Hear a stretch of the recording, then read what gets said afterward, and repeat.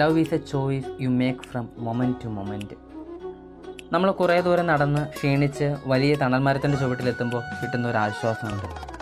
ഈ ആശ്വാസം ഒരു മനുഷ്യൻ തൻ്റെ ചുറ്റുമുള്ളവരോട് കാട്ടുമ്പോഴാണ് സ്നേഹം ഉടലെടുക്കുന്നത്.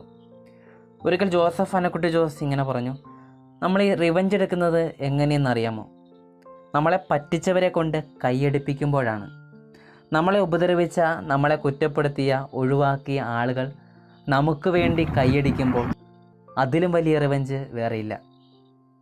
നമ്മളെ ദ്രോഹിച്ചവർക്കെതിരെ അതേ നാണയത്തിൽ തന്നെ മറുപടി കൊടുക്കാൻ പോയാൽ ആ മനുഷ്യനും നിങ്ങളും തമ്മിൽ എന്ത് വ്യത്യാസമാണ്? ഒരു വ്യത്യാസമില്ല. മറ്റുള്ളവരെ കണ്ണീരിനെ പരിഗണിക്കാൻ സാധിക്കണമെങ്കിൽ അതെന്തെന്ന് നമ്മളറിയണം. ബെന്യാമിൻ്റെ പ്രശസ്ത കൃതിയായ ആടുജീവിതത്തിൽ പറഞ്ഞു വയ്ക്കുന്നത്, നിങ്ങൾ അനുഭവിച്ചറിയാത്ത ഓരോ അനുഭവങ്ങളും നിങ്ങൾക്ക് കെട്ടുകഥകളാണ്. നമ്മുടെ പ്രിയപ്പെട്ടവരുടെ മരണം ഒരു നഷ്ടമാണ്.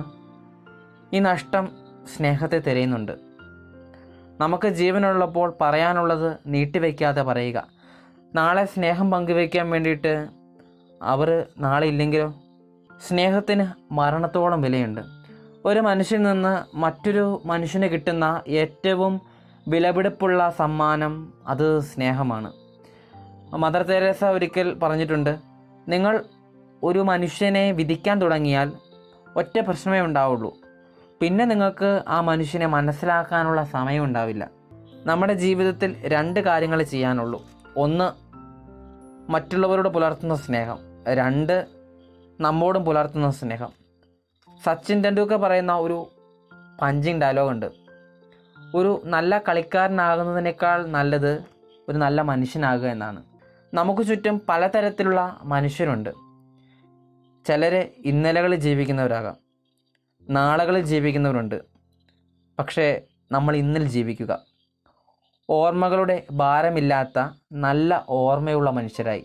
നമ്മുടെ ജീവിതം ഭൂമിയിൽ ഒരു അടയാളപ്പെടുത്തലായി കടന്നു പോകട്ടെ, മറ്റുള്ളവരിൽ നിന്ന് എന്തെങ്കിലും വ്യത്യസ്തമായിട്ട്. മരണശേഷവും ചിലർ നമ്മുടെ ഓർമ്മകളിൽ ജീവിക്കുന്ന പോലെ. അതിന് അവർക്ക് സാധിച്ചത് അവർ മനുഷ്യനെ അറിഞ്ഞിരുന്നു, സ്നേഹിച്ചിരുന്നു. ആ ഒറ്റ കാരണത്താലാണ്. ഒരു മനുഷ്യൻ എങ്ങനെയും ആ അവസ്ഥയിൽ അയാളെ സ്നേഹിക്കുക, അയാളെ സ്നേഹിക്കുന്ന അവസ്ഥയിലേക്ക് കൊണ്ടുവരിക. അപ്പോൾ നമുക്ക് ആരോടും വെറുപ്പും ഉണ്ടാവില്ല, വിദ്വേഷവും കാണില്ല. ഒരു മനുഷ്യനെ ആ മനുഷ്യൻ്റെ കണ്ണോടെ കാണാം. നിങ്ങൾ മനുഷ്യനെ കാണണം. മനുഷ്യനാണ് പ്രധാനം.